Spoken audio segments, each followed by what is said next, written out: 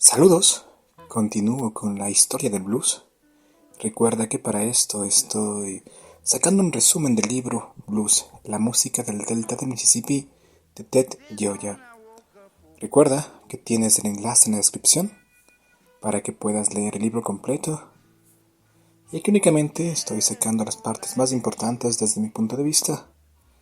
Pero si eres un amante del blues, pues ahí lo tienes para que te enteres sobre la historia de esta música fascinante.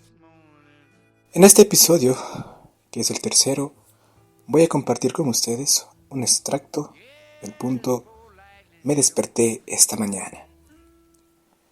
Dice así: no solo la música africana cambió en el Nuevo Mundo, también su rol social se transformó. Muchos comentaristas han descrito al músico de blues americano como una extensión del griot de África Occidental o del bardo del África Oriental, aunque sería difícil encontrar dos intérpretes que tuvieran menos en común desde un punto de vista sociológico. Los griots y los bardos eran los historiadores en sus comunidades, los representantes de las tradiciones sancionadas por el paso del tiempo, los encargados de preservar la identidad cultural y las tradiciones populares.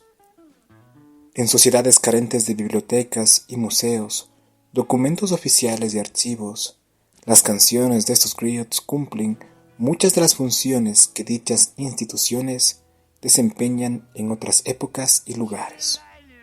El músico de blues americano, por el contrario, cultiva una música de expresión personal que con frecuencia reflejaba una falta de conexión con la mayor parte de la sociedad y evocaba sentimientos de alienación y anomia. La esclavitud fue la causante de este terrible aislamiento. La esclavitud destruyó, en buena medida, el tejido social, los valores y las costumbres comunes y la continuidad histórica que hacía posible el arte de los griots. El blues fue, en muchos sentidos, una reacción ante estas carencias. Los temas eternos del blues, las relaciones rotas, el dolor, los apuros, la falta de raíces y la inquietud captan en la dimensión personal una verdad perteneciente a una dimensión mayor, la social. Desde un punto de vista psicológico, el blues del Delta tiene más en común con los poetas simbolistas franceses del siglo XIX que con las canciones de los espectáculos ambulantes de música y números cómicos y las melodías que los curanderos empleaban en sus espectáculos de publicidad y venta, que con tanta frecuencia se consideran sus precursores.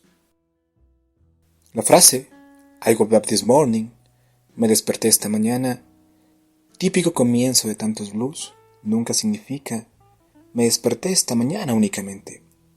Nunca se refiere meramente a una reacción anódina ante el sonido habitual del despertador o al cacareo de un gallo, sino que también hace alusión a sueños y pesadillas que no se recuerdan del todo bien y a la ansiedad de los insomnios padecidos durante muchas noches largas y solitarias. Este territorio oculto es el verdadero espacio psicológico del blues. Se ha hablado mucho de la influencia de las prácticas religiosas de los Yoruba y de sus equivalentes en el campo de la música afroamericana. Uno de estos símbolos es el de la imagen del cruce de caminos, que llegaría a ser un motivo importante en la cultura del blues.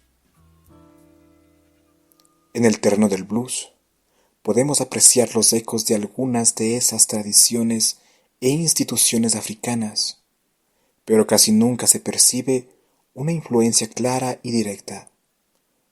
La música ritual africana se caracteriza por implicar a grupos grandes y por ignorar habitualmente la estricta separación occidental entre el intérprete y el público.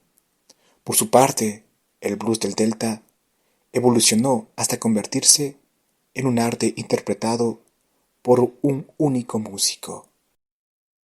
Puede ser que el impacto acumulativo de las prohibiciones de tocar tambores en las comunidades de esclavos o la alerta que despertaban inevitablemente en los capataces expliquen la preferencia por el estilo más silencioso y discreto, el de una sola voz acompañada por una guitarra que se fue imponiendo en las plantaciones del Delta.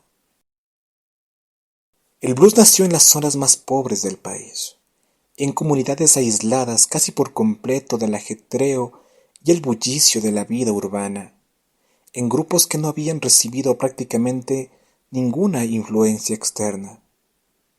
Al seguirle la pista al blues en sus primeros tiempos, llegamos a lugares apenas visitados por los historiadores de la música, plantaciones y prisiones y ciudades tan pequeñas que incluso los cartógrafos, a veces, olvidaban su existencia.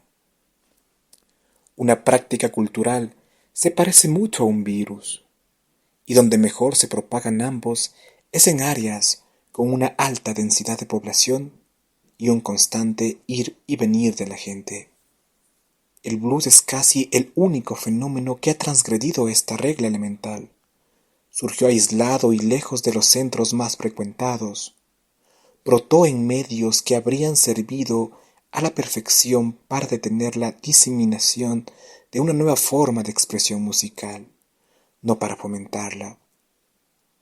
Se puede sacar una conclusión importante de este sencillo ejercicio, que la esencia del blues no era la innovación, que no se trataba de difundir una nueva manera de hacer música. Dicha esencia, por el contrario, tenía que ver sobre todo con la conservación de prácticas y planteamientos tradicionales. El jazz, en cambio, con sus raíces en Nueva Orleans, quizá el crisol cultural más importante de su época, y, de manera muy interesante, quizá la ciudad norteamericana más propensa a la propagación de las enfermedades virulentas, pues las condiciones para el contagio, como hemos visto, son las mismas, se diseminó en una forma mucho más típica y tuvo una combinación más variada de influencias culturales. Los primeros blues, hemos de concluir, miraban hacia el pasado, no hacia el futuro. ¿Por qué el dolor del afroamericano, ignorado con tanta frecuencia en el discurso político del momento, produce una reacción tan fuerte cuando se traslada al ámbito de la música popular?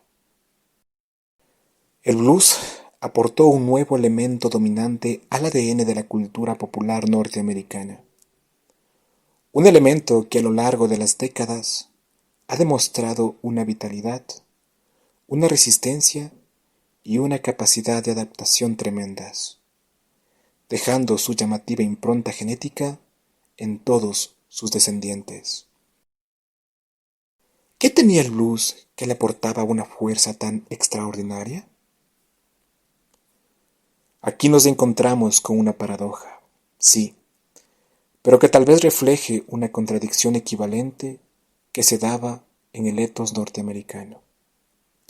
En los albores de lo que se llamaría el siglo americano, la cohesión social entre las comunidades que habían creado la nación estaba decreciendo. Ya había comenzado el inevitable descenso de la vida norteamericana hacia el individualismo exacerbado, la fluidez y el tumulto que son tan característicos de los tiempos modernos. Tal vez el músico afroamericano fuera más sensible a la esencia de la situación, ya que había vivido desde siempre separado de las ricas herencias y tradiciones de los antiguos reinos, debido a lo cual tenía una imagen de sí mismo que estaba impregnada de una sensación de pérdida. Tal vez el forastero estuviera más capacitado para expresar lo que estaba destinado a convertirse en la realidad dominante, para describir el paisaje emocional de un mundo en que ningún lazo permanece inalterable, ningún suelo conserva su firmeza, ninguna certeza se libra de ser cuestionada. Aquí todos los significados resultaban provisionales y todas las relaciones temporales. Solo las particularidades de lo cotidiano, una vez más el constante, me desperté esta mañana, de tantas letras de blues eran sólidas. En esencia, el blues, el hijastro de África, el legado de los esclavos, ya había explorado las profundidades de esas vigorizantes nuevas aguas mucho antes de que la mayor parte de los norteamericanos hubieran notado siquiera un cambio en la dirección de las corrientes. Su sabiduría, tan antigua como las montañas, resultaría estar completamente al día. Y bueno, con esto estamos llegando al final de este tercer episodio de la historia del blues. Recuerda compartir este episodio, darle me gusta, suscribirte al canal. De igual manera, si quieres apoyar al canal, tienes un enlace en la descripción para cualquier ayuda.